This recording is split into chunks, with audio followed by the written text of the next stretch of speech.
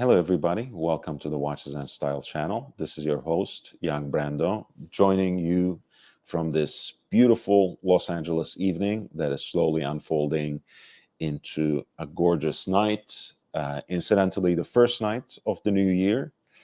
And since this is my first video of the year, I thought it appropriate to toast with you and toast for you. I wish you and yours a happy, healthy, and wealthy 2024. Today, I want to talk about something that comes up in my conversations with other enthusiasts, with fellow collectors who have this sort of hesitation when approaching the brand Patek Philippe or when they really want to acquire one of their timepieces. And this sort of hesitation may be uh, in a bygone era was tinged with a metaphysical anxiety since Patek Philippe used to be associated with these rarefied spheres, with elite, if not necessarily elitist, social circles, um, almost to the point of exclusivity. Um, Perhaps you have heard that story about the captain of industry and his personal driver, where the driver would be proudly rocking and even flexing a Rolex watch, and his boss, the guy sitting in the back, would simply and subtly wear a Patek Philippe timepiece. I think things have changed considerably. Things have changed quite a bit in the last 5 to 7 years. And now, if my fellow collectors have this sort of hesitation, it's certainly of a much more practical and more pragmatic nature than metaphysical. Um, I think oftentimes collectors think that these watches would not be allocated to them at the point of retail by the authorized dealers. And there's also what I think is a misguided perception that all Patek Philippe watches, without exception, trade over retail on the secondary market. I think this is a pernicious myth propagated mostly by the gray market profiteers and their cronies here on YouTube. And as the resident mythbuster and bargain hunter, I took it upon myself to find for you 3 Patek Philippe pieces under retail on the secondary market. All 3 of these pieces are signature Patek Philippe with their complications. They also happen to be great pieces for everyday wear. And in my opinion, each in their own way have this sporty, shall I say, even youthful elan that really distinguish them in Patek Philippe's catalog, even though the versions that I will share with you today, for the most part, are now discontinued.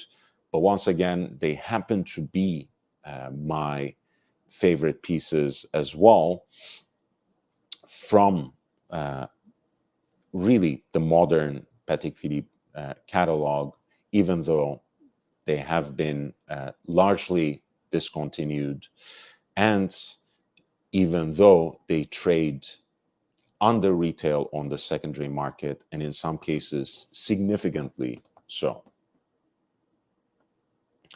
Now we're going to start with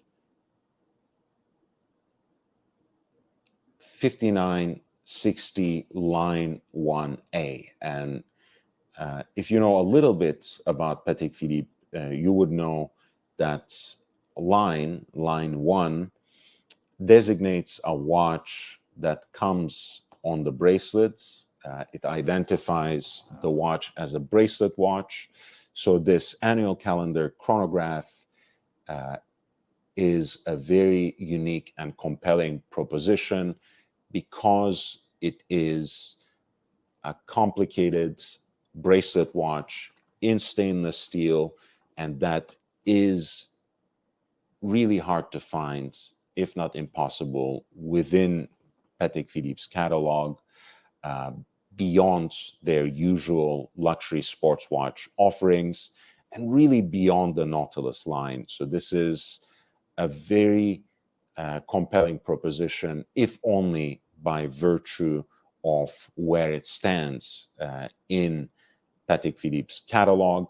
5960 has been discontinued for quite some time by now. Uh, there are similar watches in Patek's catalog now, but nothing quite like this. And perhaps it should not go unsaid that when the reference 5960 was first introduced in platinum, it was actually Patek's first self-winding chronograph um, produced in-house, and in this unique combination with their proprietary annual calendar, which was in that year, in 2006, incidentally celebrating its 10th anniversary. You have something that is extremely practical, that is great for everyday wear, that has that sort of sporty edge. And uh, as it happens with this white dial with blackened gold fixtures, you also have a piece that offers premium legibility as well. There's also a black dial version of this watch that had a very short production run, so that commands quite a bit of premium on the secondary market.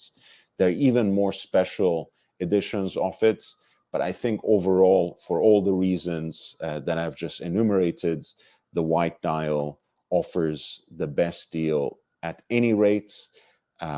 You get the annual calendar, you get the self-winding chronograph that is very neatly and legibly and practically presented on the dial, with a single crosshair style register with a 12-hour counter on the outside, and with a 60-minute totalizer that is presented um, in two concentric circles for each of the 30 minutes. There's also an day-night indicator lodged within that single chronograph register.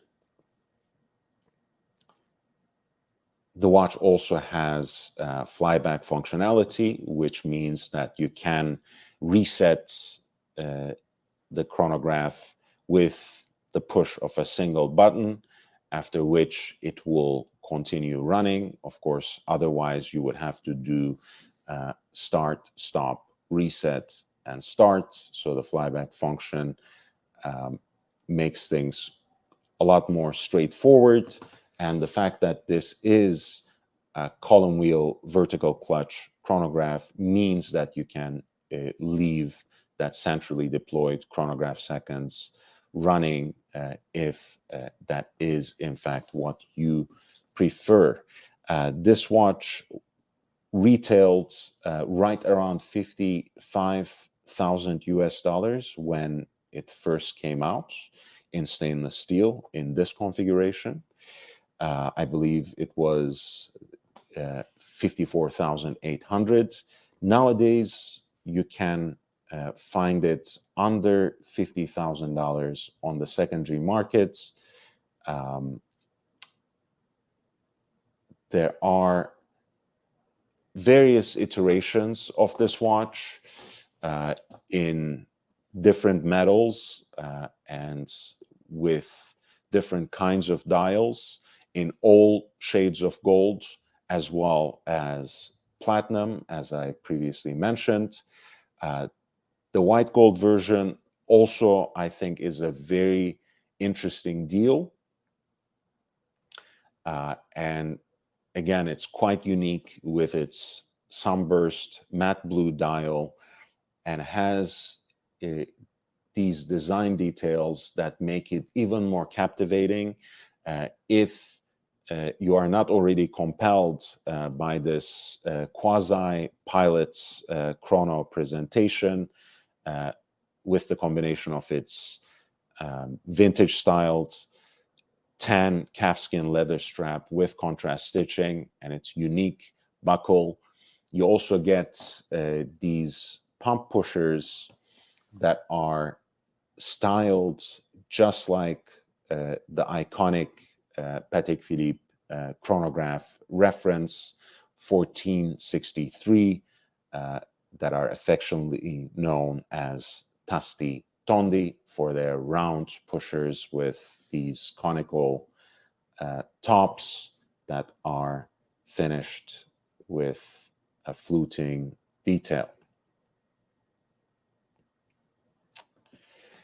The second watch that I want to talk about is something that has a very unique place within Patek Philippe's catalog, vintage or contemporary, due to its singular dial layout, due to its regulator dial layout.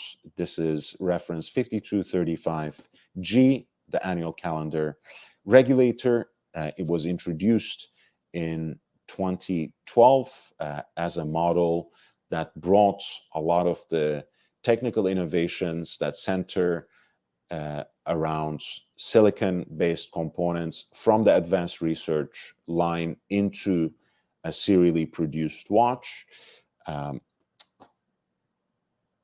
And not only did its design offer this sort of throwback to the famous reference timers of the days of yore, it was also presented with a case design that harkened back to, for example, reference 3448, the Patek Padellone, the word for a large frying pan in Italian, that of course was referring for the most part to their oversized case diameters for the time.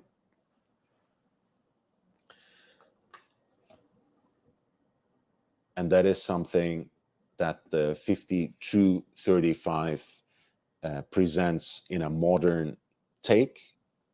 The original Padellone reference 3448 as Patek's first self-winding perpetual calendar at the time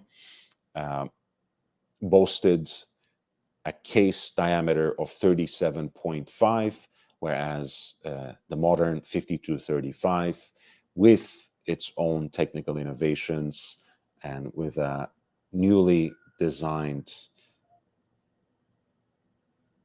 uniquely architectured micro-rotor caliber, features a 40.5 millimeter contemporary Padellone case. Now, this is a watch that is actually represented by its rose gold, by its 18 karat pink gold counterparts in the lineup currently, but I genuinely prefer the rather monochromatic appearance of the original 5235G with those blue accents as well. I think it has that sort of technical, almost engineering-oriented presentation that, of course, also is only emphasized by its regulator dial layout that puts the centrally deployed minute hand at the focal point of the watch, with an hour hand in a subdial at 12 o'clock and with an oversized subdial, 4 seconds at 6 o'clock. The calendar functions are laid out in a triangle, which I think balances out the dial beautifully, and the signature of the brand is actually very subtle, and it can only be seen this clearly from certain angles. So it's again quite unique, and I believe it is laser engraved as well. This was a watch that's listed right under $50,000 when it came out. I believe 49,900 was the actual list price. The pink gold example that we were just looking at is nowadays sold right around 59,000 US dollars. But the 5235G in the original aesthetic that it was introduced back in 2012, you can get for under $40,000 on the secondary market today, with some examples actually listing right around low 30s. So this is one of the best deals you can get for a Patek Philippe timepiece on the secondary market when you think from this contemporary cast. And you will see that, again, all these three watches, to me, represent something that is distinctively Patek Philippe, that is signature Patek, not only due to their aesthetic appearance, but also thanks to their technical capabilities and thanks to their practicality of wear as well. And I talked about their unique aesthetics in each instance. And of course, you will have noted yourself that all the pieces that I've highlighted also happen to be white metal. The 5960 Line 1A with the 5960G as an alternative to that, and the 5235G, the annual calendar regulator in 18 karat white gold. Finally, I want to talk to you about the 5930G, perhaps my absolute favorite within this selection. This is the world time chronograph that is presented in 39.5 millimeter white gold case in diameter, with a stunning blue dial, a barley corn pattern in hand guilloche at the center. It is really an incredible watch that has been originally inspired by a watch that was made for a physician in 1940 by Patek Philippe, a timepiece that is nowadays held in their Geneva museum. This is again a one-of-a-kind example of the 1415 HU, Heure Universelle, that also has a chronograph function and a multimeter scale that is a pulsometer on the periphery of the dial, graduated for 15 pulsations, and an asthmometer that is at the center of the dial, that is graduated for 5 respirations.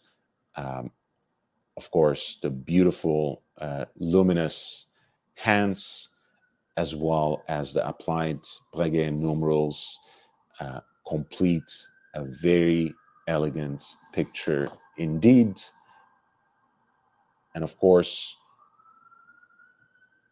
the modern version is a very loose interpretation that preserves every bit of that functionality, that perhaps translates the elegance and also dynamism of that aesthetics into the 21st century, and offers that all again in a case that scales right over 39 millimeters in diameter, and that is actually right under 12 millimeters thick.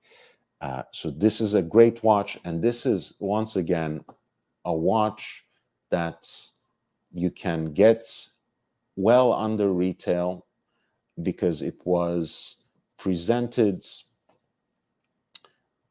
as with the list price that was right under $74,000, and a similar watch that is of an enlarged size and that has a very different and to me a much less compelling aesthetic can be found nowadays in Patek Philippe's line among their offerings.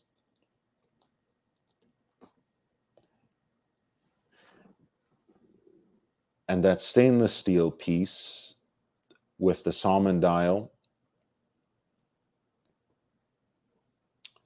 and a 41 millimeter diameter lists for almost $64,000, whereas you can find some great examples of the 5930 for under or right around $55,000. Some, in fact, as low as 50K or right under 50K. So this is an incredible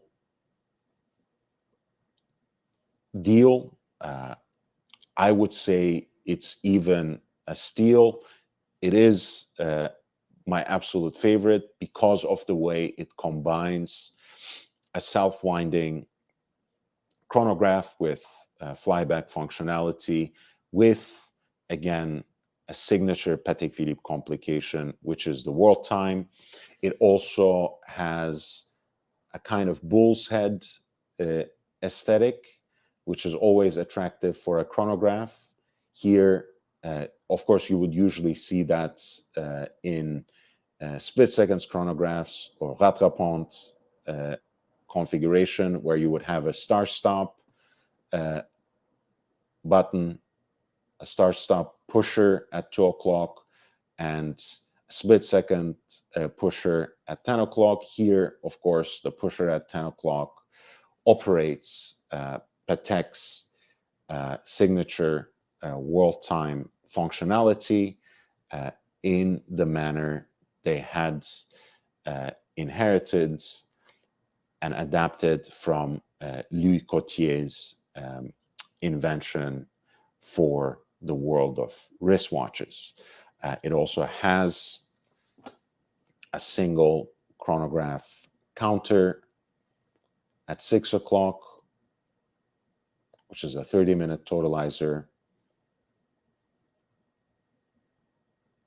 and otherwise offers everything that you would expect from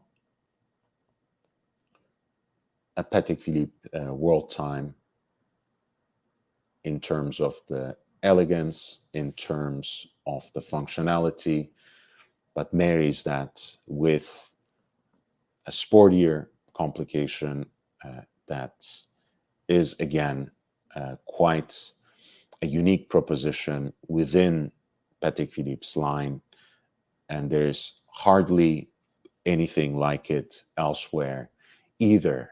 There are some models that combine a kind of world time function with a chronograph by jaeger-lecoultre in the Polaris line. There is a watch by Girard-Perregaux that again has a similar combination, but nothing as compact, as elegant, and as wearable as the 5930. These are the three Patek Philippe pieces that list under retail: the 5960 Line 1A, the annual calendar chronograph in stainless steel mounted on its mounted on its matching bracelets with the white dial listing right under $50,000. The 5235G, the annual calendar regulator in white gold as it was originally introduced, listing under $40,000. Some examples trading in the low 30s, in fact. So perhaps, financially speaking, the best deal of it all. And my personal favorites, the 5930G, the world time chronograph in white gold with this striking blue guilloche dial that lists for around $55,000, with some examples, in fact, trading right under $50,000. Thank you so much for watching this video. If you have enjoyed it, if you have learned something from it, please don't forget to hit the like button, subscribe for watch-related content that is exclusively centered around passion for and knowledge of wristwatches. And of course, spread the word, share these links far and wide, and help me expand this community. I look forward to seeing you in the next one. Until then, wear your watches and enjoy them. Take care, everybody.